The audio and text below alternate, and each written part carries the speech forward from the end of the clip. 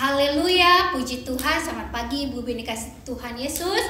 Kami dari Komisi Wanita GPDI Mahanaim akan mengadakan ibadah online. Tapi sebelum dari itu kita satukan hati dulu, kita datang kepada Tuhan. Mari kita berdoa. Terima kasih Tuhan Yesus yang baik. Engkau begitu baik dalam kehidupan kami Bapa. Kami mau menghampiri takhta-Mu ya Bapa. Kami serahkan ibadah kami ke dalam tangan-Mu ya Bapa. Dari awal, pertengahan hingga akhirnya Engkau yang bekerja dalam hidup kami Tuhan Yesus. Dan kami merasakan kehadirat-Mu di tengah-tengah kami ya Bapa. Dan biarlah ada sesuatu yang terjadi di pagi hari ini ya Tuhan Yesus. Terima kasih Tuhan Yesus yang baik. Di dalam nama Tuhan Yesus kami sudah berdoa. Haleluya, haleluya, amin. Nah ibu-ibu yang di rumah, kita akan menyanyikan Hanya Dekat Allah Saja.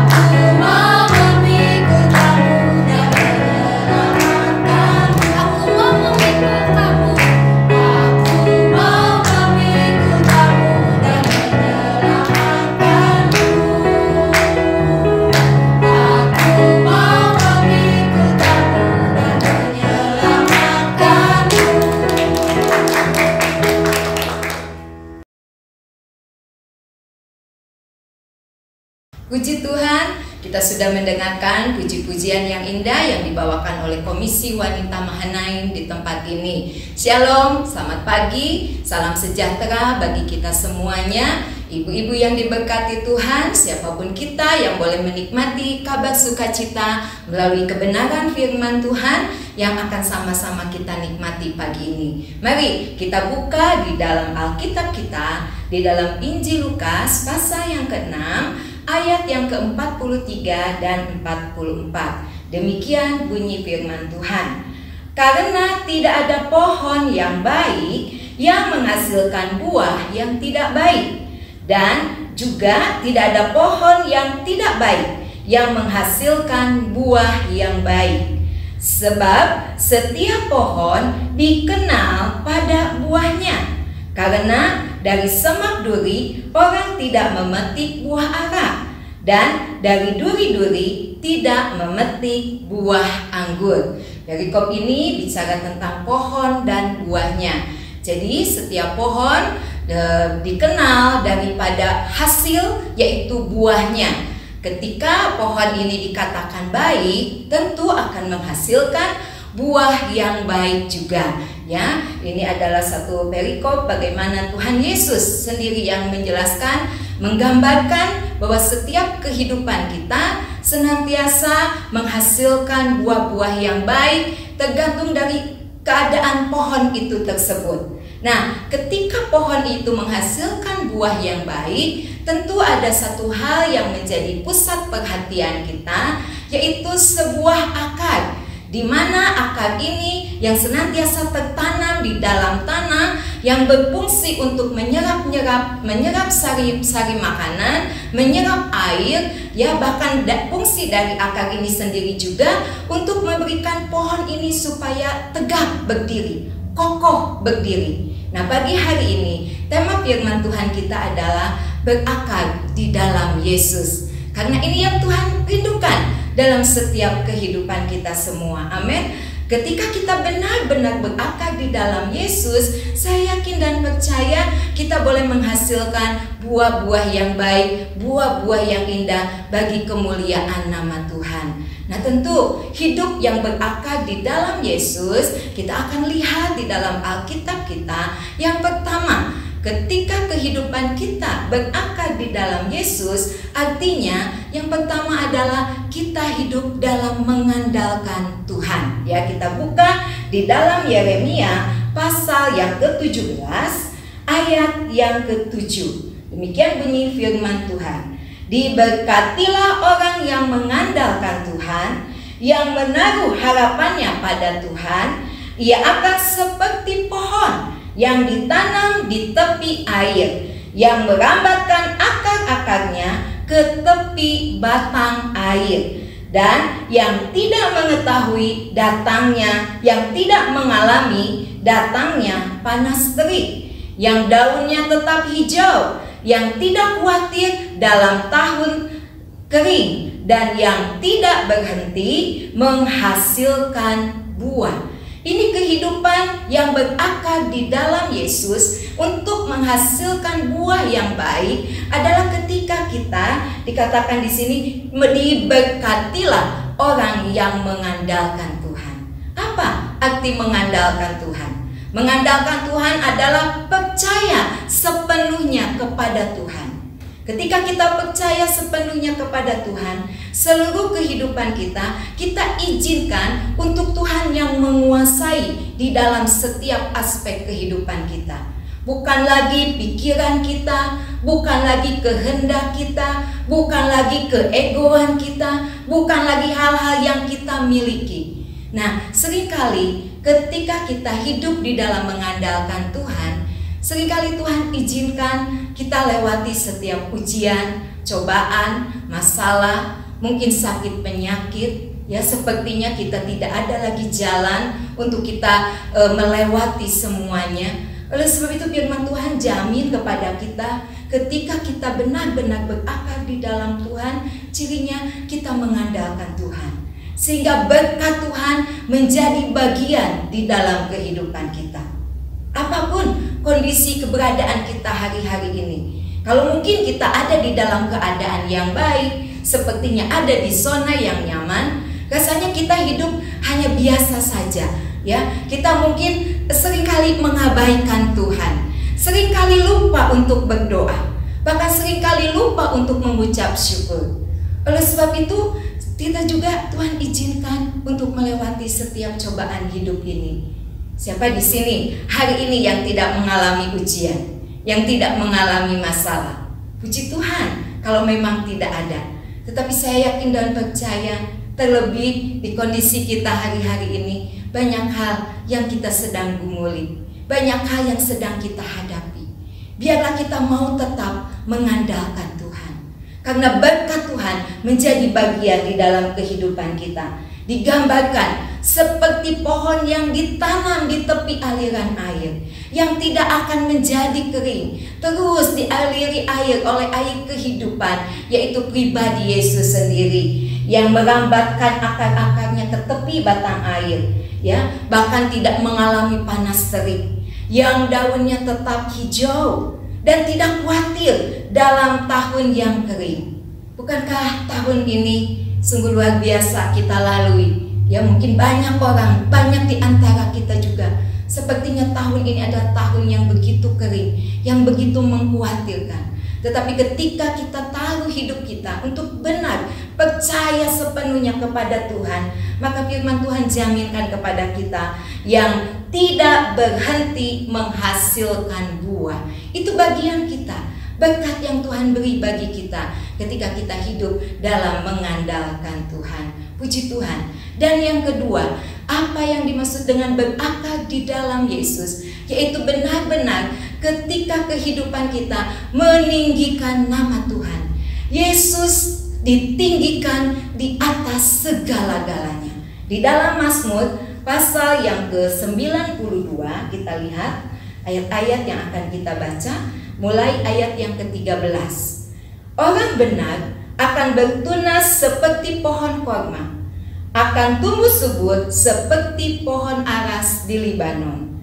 Mereka yang ditanam di bait Tuhan akan bertunas di pelataran Allah kita.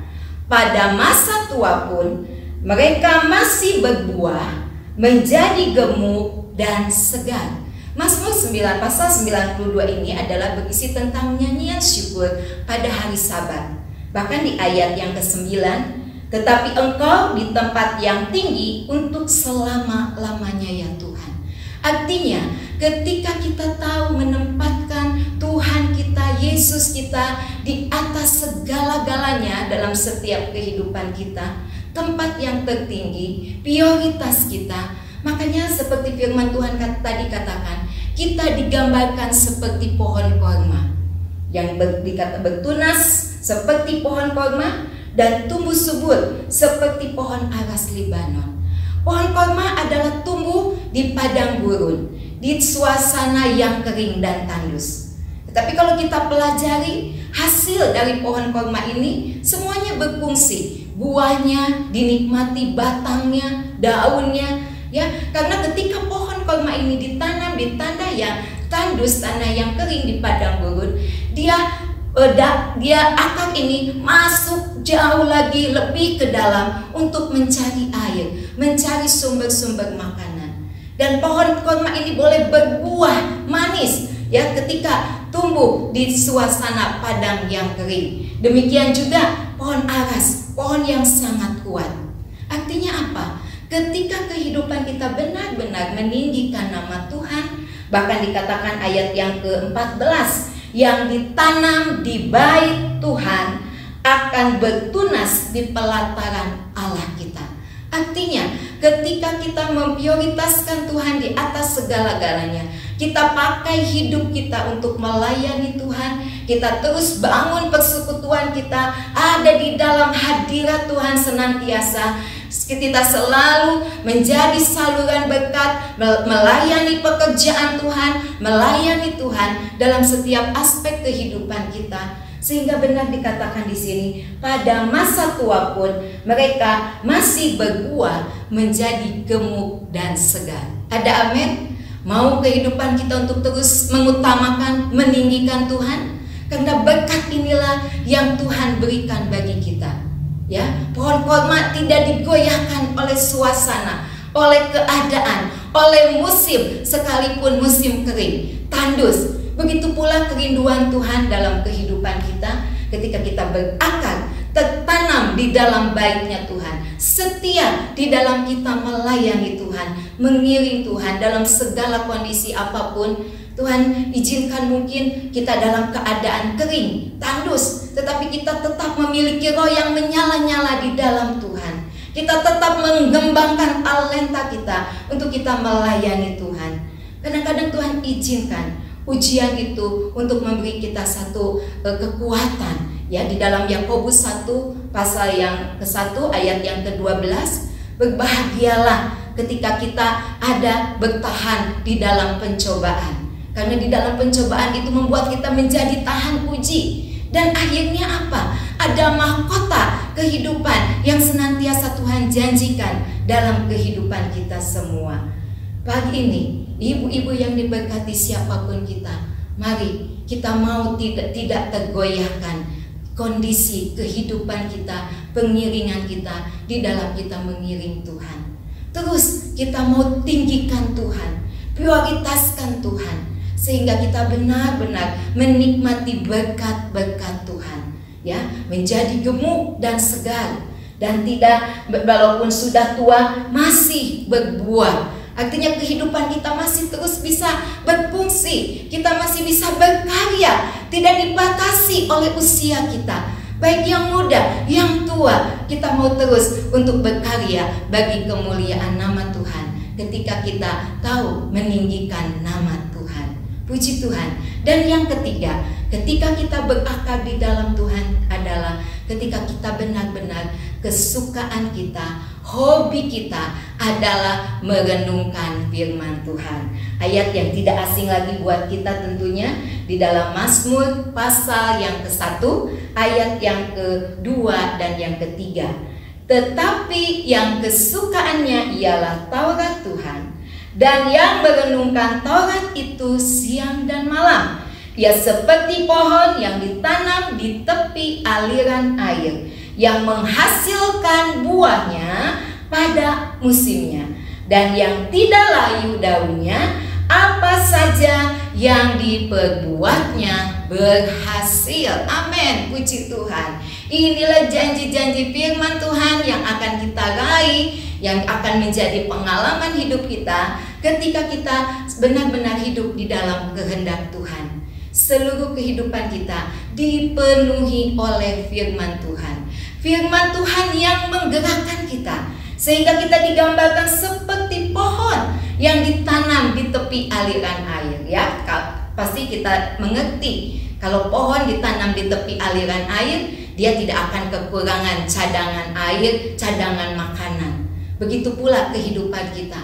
Ketika kita terus ada kesukaan kita di dalam firman Tuhan yang menjadikan air kehidupan di dalam kehidupan kita, kita akan terus menjadi segar, kita akan terus menjadi dipulihkan, kita akan terus menjadi diberkati dalam kehidupan kita. Ya, jelas sekali, yang tidak layu daunnya. Inilah kehidupan kita ketika kita menikmati setiap firman Tuhan, menjadikan firman Tuhan itu rema di dalam kehidupan kita.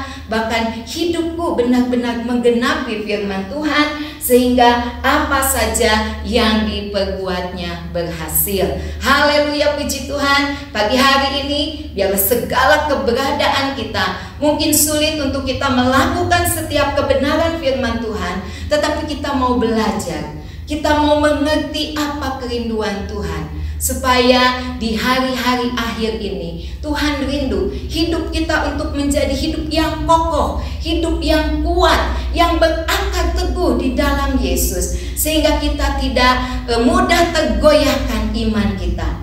Ya, satu contoh Paulus boleh gambarkan di dalam Kolose pasal yang kedua, bagaimana kehidupan jemaat yang di Kolose ini menjadi satu sukacita buat Paulus. Kenapa? Karena mereka benar-benar hidup di dalam iman yang teguh kepada Tuhan. Mulai ayat yang ke-6, Kolose 2 ayat yang ke-6, kamu telah menerima Kristus Yesus Tuhan kita.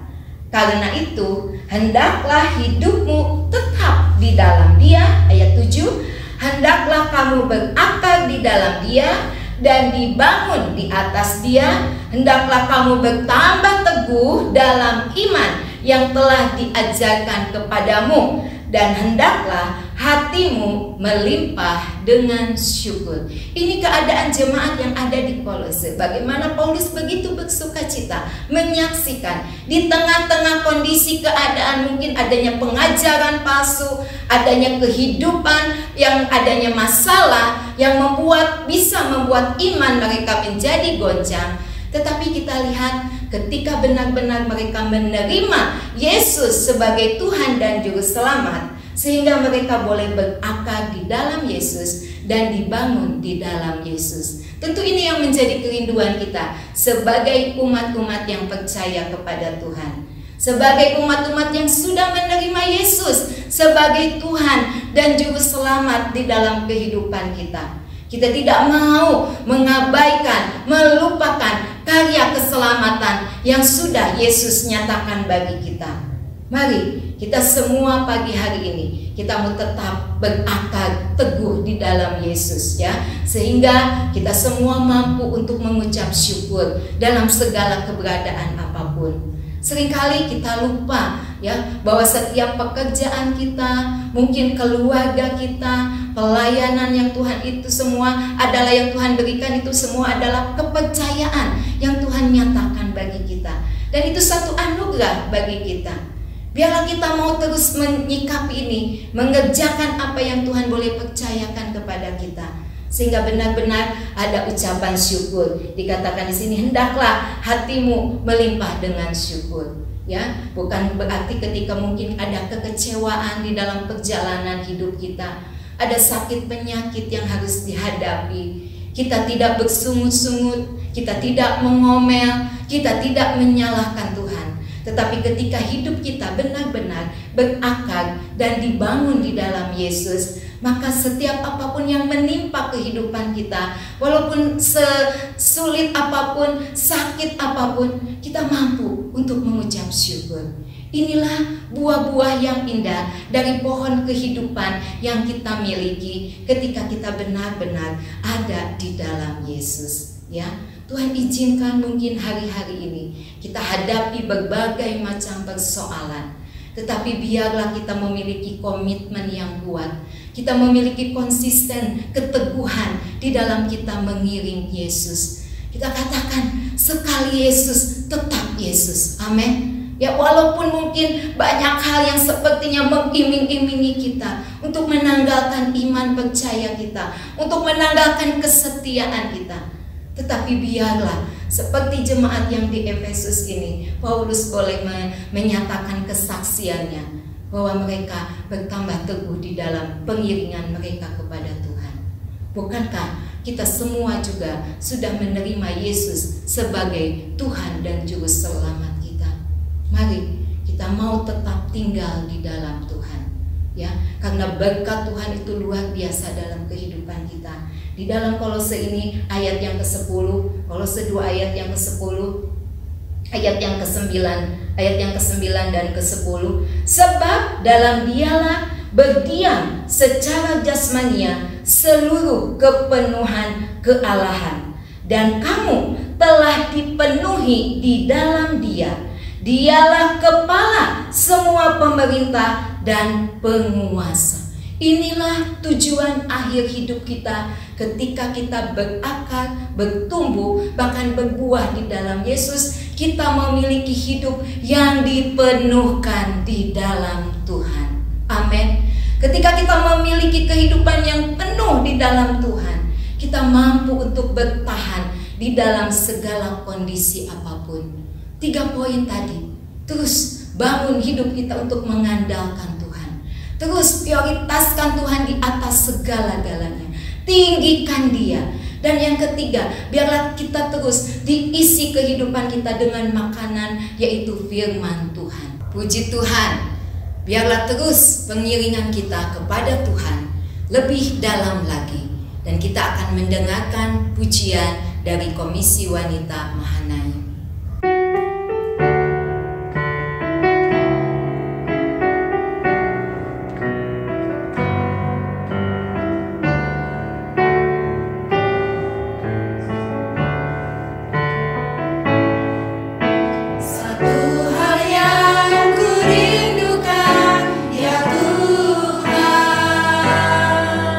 Selalu berada di dekatmu.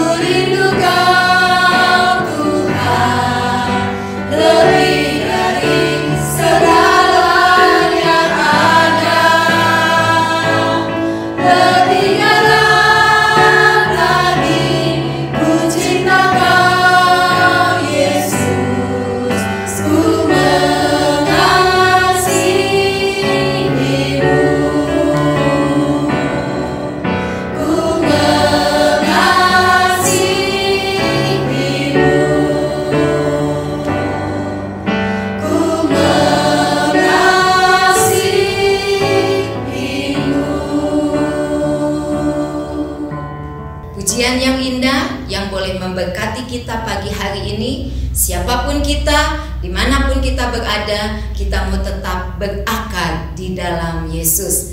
Pagi hari ini juga, di kesempatan yang indah, saya mengucapkan selamat ulang tahun kepada Tante Liliana yang ada di kota Surabaya. Halo Tante, Shalom. Tuhan memberkati Tante senantiasa dalam perlindungan Tuhan, kesehatan, kekuatan, berkat Allah boleh tercurah atas kehidupan Tante Liliana, dan biarlah terus boleh setia di dalam mengiring Tuhan. Mari kita akan berdoa sama-sama untuk mengakhiri setiap renungan firman Tuhan pagi hari ini. Haleluya, terima kasih Bapa kami yang ada di dalam surga, yang kami panggil di dalam nama Tuhan Yesus. Hati kami limpah dengan ucapan syukur kalau hari ini kami boleh kembali menikmati kebenaran firman-Mu lewat ibadah online Komisi Wanita di tempat ini. Biarlah setiap apa yang boleh kami kerjakan pagi ini boleh menjadi berkat, menjadi satu dupa yang berbau harum, bahkan firman Tuhan boleh tertanam di dalam kehidupan kami semua. Kami mau terus hidup di dalam Tuhan, berakar di dalam Tuhan, sehingga ada berkat-berkat Allah yang boleh kami terima, sehingga memampukan kami juga untuk menjadi saluran-saluran berkat-Mu. Tanamkan firman-Mu di dalam kehidupan kami semuanya. Dan kesempatan yang indah pagi ini kami juga berdoa khusus untuk Tante Liliana. Kiranya Tuhan Engkau memberkati kehidupannya, ditambahkan usianya saat hari ini. Ini semua adalah anugerah, kemurahan Tuhan, berkat Tuhan yang boleh Tante Liliana alami. Dan kami bersehati berdoa, kiranya Tuhan berikan terus kesehatan, kekuatan, sukacita, damai sejahtera boleh melingkupi kehidupan Tante Liliana dimanapun berada. Terlebih kesetiaannya di dalam mengiring Tuhan terus boleh ada, dan biarlah senantiasa Tuhan memberkati kehidupan pribadi, bahkan kehidupan keluarganya. Terima kasih Tuhan Yesus, kami turut bersukacita dan mengucap syukur. Terpujilah nama-Mu Bapa. Kami serahkan kehidupan kami ke dalam tangan-Mu, seluruh kaum wanita-Mu yang ada dimanapun Tuhan, baik di tempat ini, di rumah masing-masing. Kiranya berkat Allah terus menyertai mereka semua, apapun kondisi keberadaan hari-hari ini. Biarlah kami tetap teguh di dalam iman, percaya kami kepada Tuhan. Kami yakin berkat Allah terus tersedia atas kehidupan kami. Inilah doa syukur kami. Di dalam nama Tuhan Yesus kami sudah berdoa. Haleluya. Amin. Puji Tuhan, ibadah saat ini sudah berakhir dengan baik. Terima kasih untuk Ibu Gembala yang sudah memberitakan kebenaran firman Tuhan, juga Ibu Tina yang sudah memimpin kami dalam pujian dan penyembahan. Kiranya Tuhan memberkati. Dan saat ini juga kami mau menyapa untuk Tante Lili yang ada di Surabaya, yang hari ini tepat hari ini tanggal 24 November berulang tahun. Kami di tempat ini mengucapkan selamat ulang tahun Tante Liliana. Tuhan Yesus memberkati. Kiranya biarlah ada berkat buat Tante Liliana di Surabaya. Terima kasih dan Tuhan memberkati semua. Salam sukacita.